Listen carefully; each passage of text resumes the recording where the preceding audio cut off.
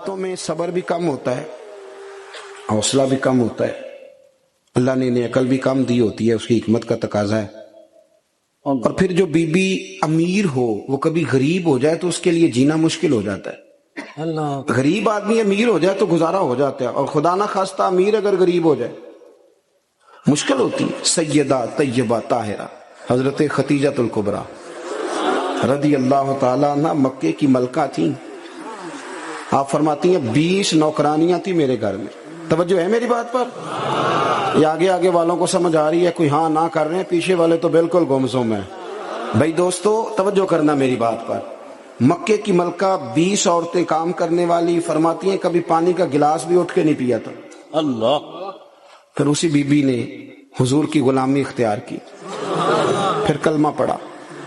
ظہر کے وقت ابن اسحاق کہتے ہیں ظہر کے وقت انہوں نے اپنا مال حضور کے قدموں میں سارا پیش کر دیا۔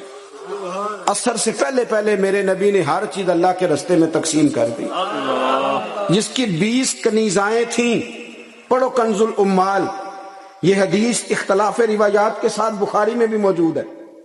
حضرت ابو ہریرہ رضی اللہ تعالیٰ عنہ فرماتے ہیں کہ سیدہ طیبہ طاہرہ حضرت خدیجہ الکبریٰ کے بارے میں محبوب نے فرمایا کہ خدیجہ میرے لیے کھانا پکا کے باورچی خانے سے نکلی، خود حضرت خدیجہ کپڑوں پہ پیوند لگے، خود چولہا جلایا،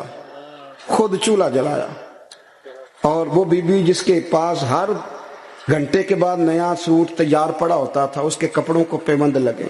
جیم جان دا کچھ وسا نہیں، جان یار نو دے تے شاد ہو جا، اس سے دل دے ہیں فساد سارے، دل دلبر نو دے تے آزاد ہو جا، جو رکھے آباد تے رو وسدا، تے جدوں کرے برباد ہو جا، جدوں کرے برباد، ہاں پھر برباد بھی ہو۔ صرف سکھ لینے کے لیے نہ ہو، وَلَنَبْلُوَنَّكُمْ بِشَيْءٍ مِّنَ الْخَوْفِ وَالْجُوعِ وَنَقْصٍ مِّنَ الْأَمْوَالِ وَالْأَنفُسِ وَالثَّمَرَاتِ، یہ تو شہادت گاہ الفت میں قدم رکھنا ہے۔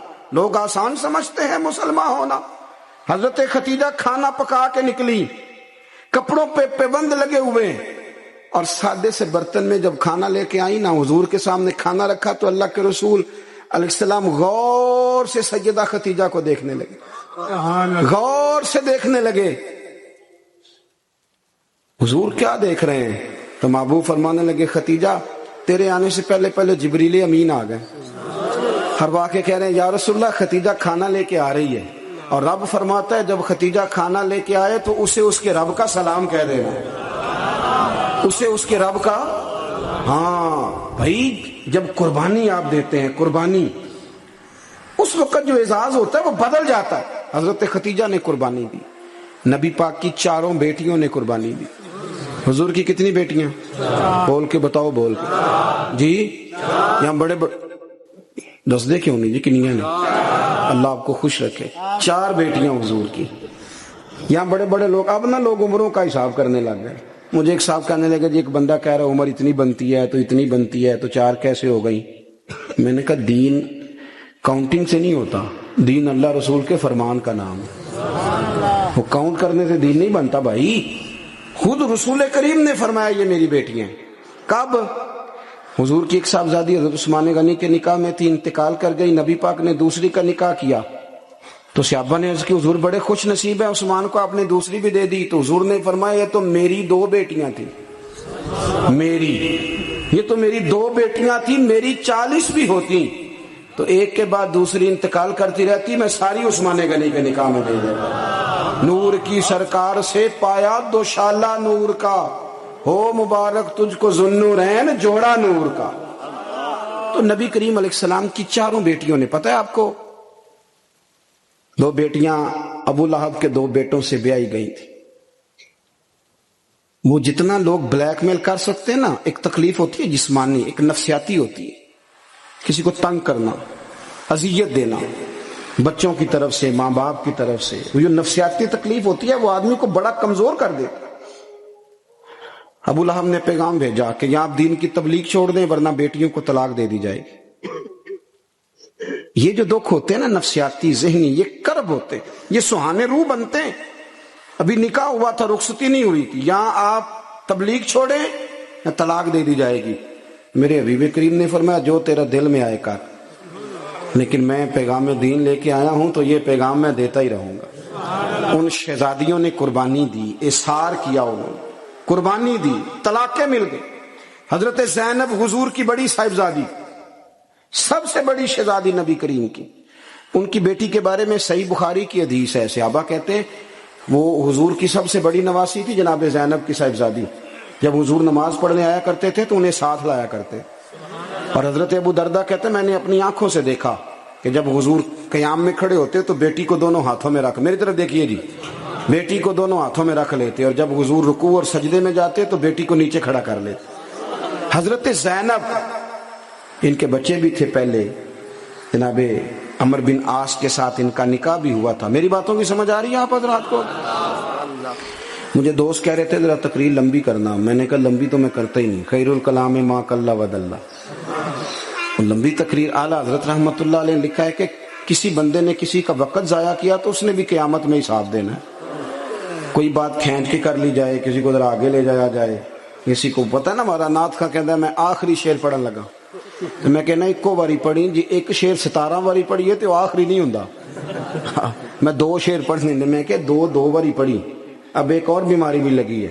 ایک جگہ میں حاضر تھا تو کہنے لگے حضرت صاحب میں تو انواج ایک نواں کلام سنانا ہے۔ میں کہ تو مہربانی کر کے مینوں کو پرانا ہی سنائی، میں نویں باج سوارے بھی کرنے پیندے نے، پرانا سنا کو پیر میر علی شاہ صاحب کا سنا، اعلیٰ حضرت بریلوی کا سنا، مولانا حسن رضا کی کوئی بات سنا، یہ کیا بات ہوئی؟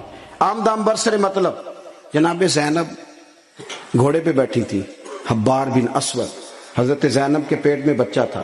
ہمارے ہاں نا مکھی ماری جاتی ہے، حضور کے سارے خاندان نے قربانی دی ہے، سارے خاندان، توجہ رکھنا بات پر۔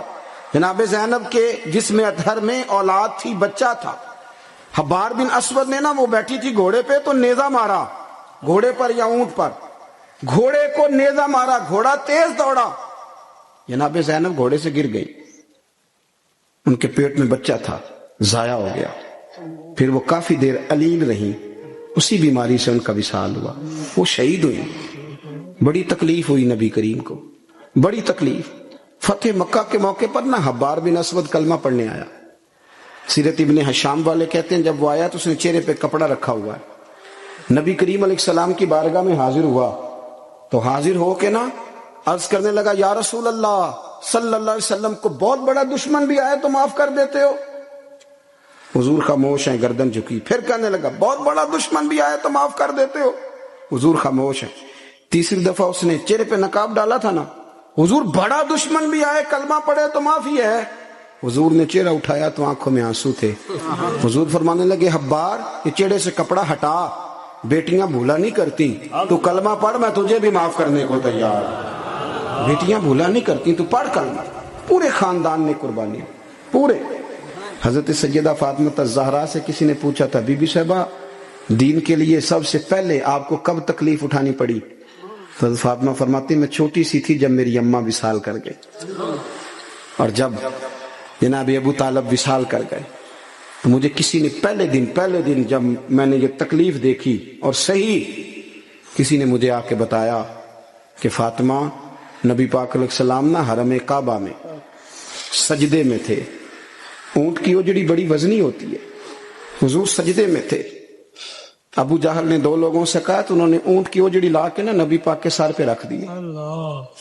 حضور علیہ الصلوۃ والسلام ساری قوتوں کے مالک ہیں، لیکن بظاہر حضور سر اٹھاتے ہیں تو تکلیف ہوتی ہے۔